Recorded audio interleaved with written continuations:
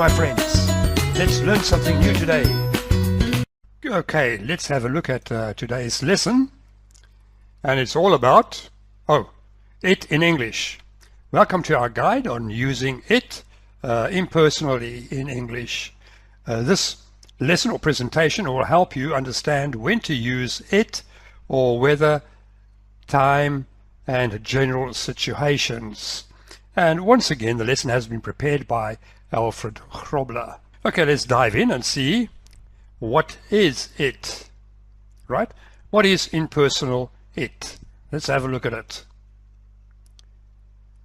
No specific referent. It doesn't refer to any specific noun. Instead, it serves as a grammatical function. Common uses will be for weather conditions, time expressions, distances, general statements, all use impersonal it. The fixed structure usually follows a pattern like it plus a verb plus a complement.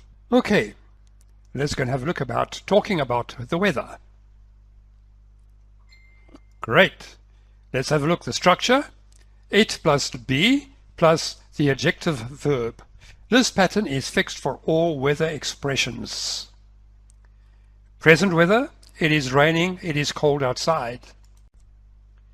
Past weather, it snowed last night, it was foggy yesterday, it was very hot yesterday. Okay, let's go ahead into looking into telling time and distance, right? Let's have a look at it. Time expressions. First, it's 3 o'clock. It was midnight. It is late. It is time to go. It is time for lunch. It's time to go and have a hamburger, or whatever the case might be. Right, now let's go have a look at distance expressions. It is 5 miles to the city, all right? This is very American. We will say it is 5 kilometers to the city. It was a short walk. It was a long way home. It will be far from here, right? Or it should be close. Righto, guys, that is some telling time expressions. Okay, let's have a look at general situations and opinions. Righto, firstly, facts. It is important to learn English. It is difficult to master a new skill. This one over here, guys, is important to learn English. I think nowadays it's also important to learn Chinese. Righto, opinions. It seems like a good idea. It appears that he is tired. And also statements. It is clear that practice helps. It is obvious we need more time. Okay, guys, like always, without any failure, something for you to do. As I always say, there's no point in learning something if you don't get time to practice it as well. So let's go and have a look at some practice over here. Fill in the blanks, and always pause the video, guys, grab hold of your notebook and try and fill in the blanks, or rewrite the answers over here and try and do it as good as you possibly can. And if you're not sure, you can always just pause the video, page the video a little bit back and go over it once again. But please, guys, pause the video and do it in your notebook or wherever you're doing it so you can check your work afterwards. And like always, the first one is there for you. It is sunny today. Hey, you must pause the video. Okay, I assume that you paused the video and you did this all in your notebook. And you're quite anxious to see the correct answers. So without any further ado, let's start. Check your answers. Right, the first one has been given to you. Number 2, it takes a long time to get there. Number 3, it is important to practice every day. Don't forget that one. And number 4, it seems like we're making progress.